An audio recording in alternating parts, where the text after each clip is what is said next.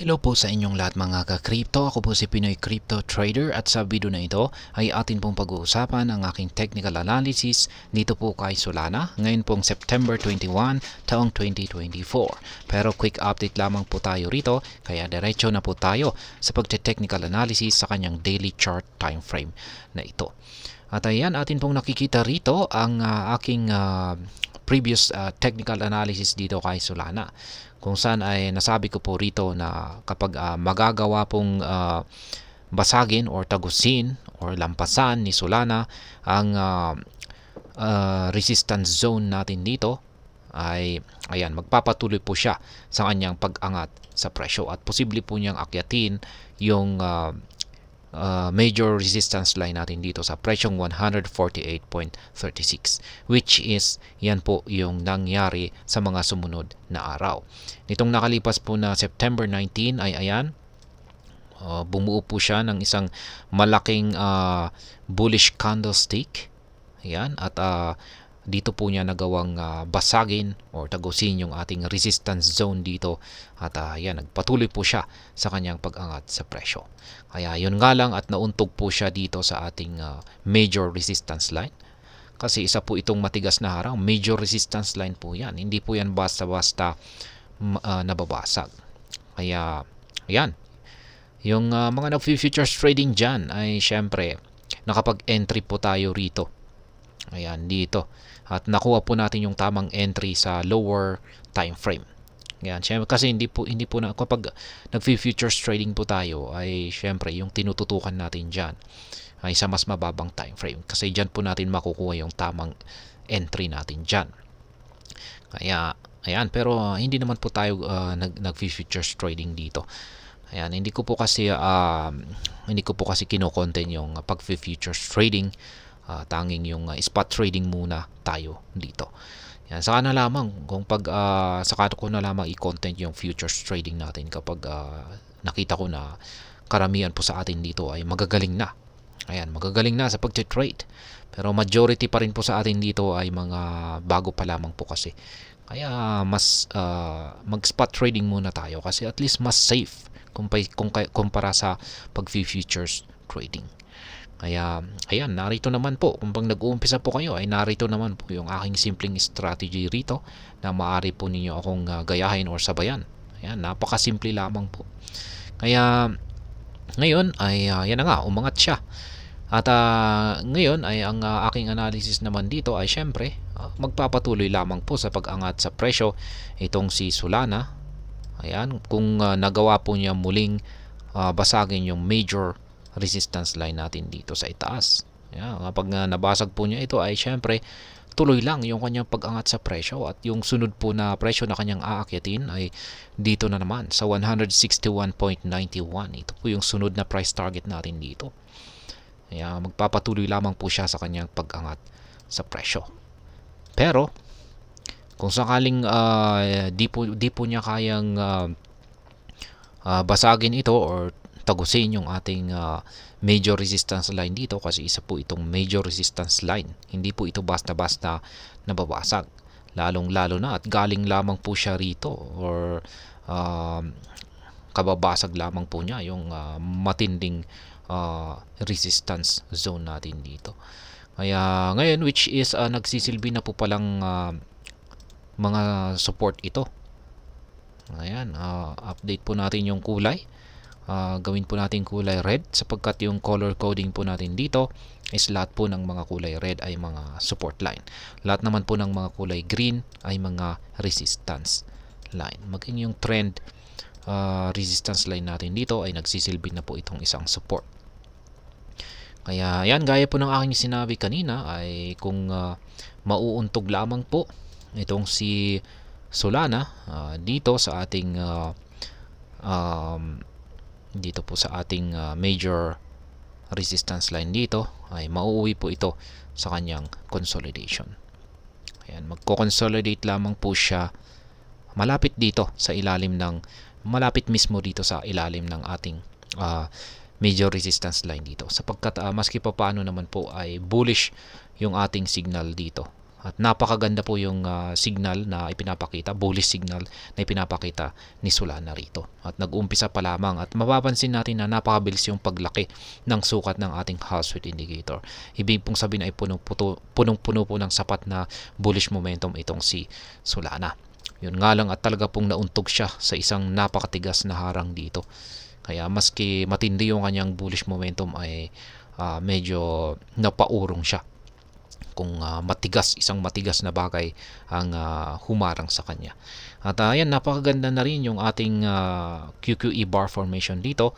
At ganyan po yung gusto nating makita rito sa mga paparating na araw dito sa ating QQE bar. Sana ay patuloy po ang paglaki ng sukat nito. At kung pag nagpatuloy po yan ay sa tingin ko ay hindi po magtatagal ay magagawang basagin ni Solana yung major resistance line natin dito. Kaya, ayan, yan po yung aking mga projections dito na dalawa na posibilidad na magiging galaw ni Solana sa mga paparating na araw. At syempre, hindi pa rin po naaalis yung posibilidad na posible pong bumagsak itong si Solana dito sa ilalim ng support zone natin dito kung nagawa po niyang tagusin or nagawa po niyang tumagos sa ating support dito sa ibaba. Ayan. Nagawa niyang yan po ulit balikan yung ilalim ng support zone natin dito ay syempre babagsak po siya dito sa sunod na support line natin dito sa 127.77. Ayan. Ngayon ay zoom out natin. Meron po tayong isang malaking pattern dito. Ayan. Meron po tayong isang malaking pattern dyan. Ayan. Binubuo ng dalawang kulay puti na linya. Kaya posibleng yan po yung aakyatin.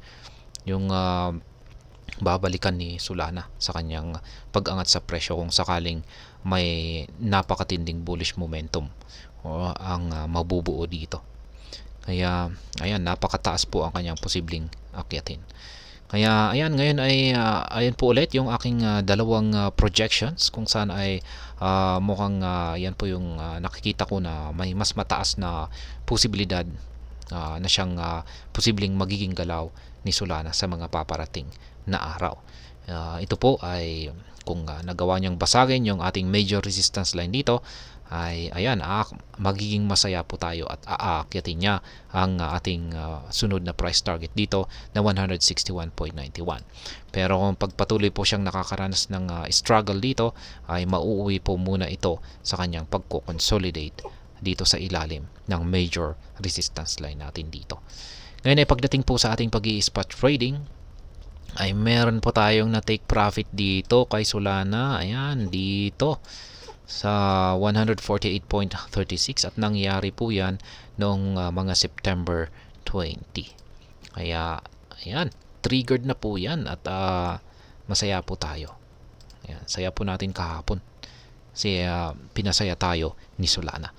At syempre, kasabay po niyan ay huwag po natin kakalimutan na mag-set up po kaagad ng ating buy entry position. Ayan, palitan po pala natin ng kulay red yan, yung mga price levels. Ayan. Ayan, set po natin kaagad yan kasi possible po na baka bumagsak itong si Solana hanggang dito. At least makakabili na naman tayo dito.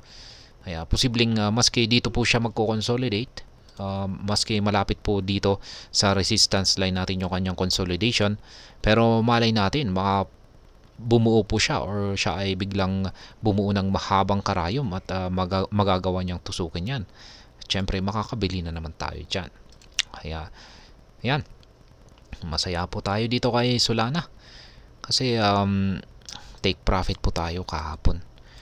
At ayan po yung aking mga nananatiling mga live spot trading positions dito po kay Solana. At ayan, dagdagan po natin yung buy pending order natin dito. Bakit wala dito? Ayan, lagyan po natin dito ng isa pang buy pending order. Dito sa 127.77. Ayan. Kaya nasa sa inyo po yung setup ninyo kung saan po kayo maglalagay ng inyong mga buy pending order. Ayan, ito po pala may nakaset pala rito sa 100. Ito po yung tanggalin natin kasi medyo malayo pa. Lipat po natin dito sa 127.77. Ayan, sa kadalasan ay linilimitahan ko po yung aking mga pending orders ng hanggang tatlo. Ayan, tatlong buy at saka tatlong sell or take profit. Kaya yan na po yung update sa aking mga live spot trading positions dito po sa pag-trade, sa aking pag-trade dito kay Solana. At ayan, sa mga kung gusto po ninyong gayahin o sabayan ang aking simpleng strategy na ito, ay malaya po kayong gawin yan.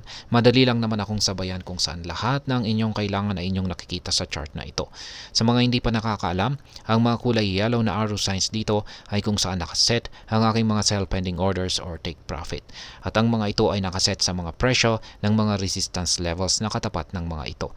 Ganon din ang mga kulay blue na arrow signs dito sa ibaba, kung saan ay nakaset naman ang mga ito sa presyo ng mga support levels na katapat ng mga ito. At sa mga bago lamang po dito ay check na lamang po ninyo ang description ng video na ito para malaman kung anong platform at mga indicators ang ginagamit ko dito. At hanggang dito na lamang po tayo sa video na ito mga ka-crypto. Marami pong salamat sa panonood. Ingat po tayo lagi at God bless po sa ating lahat.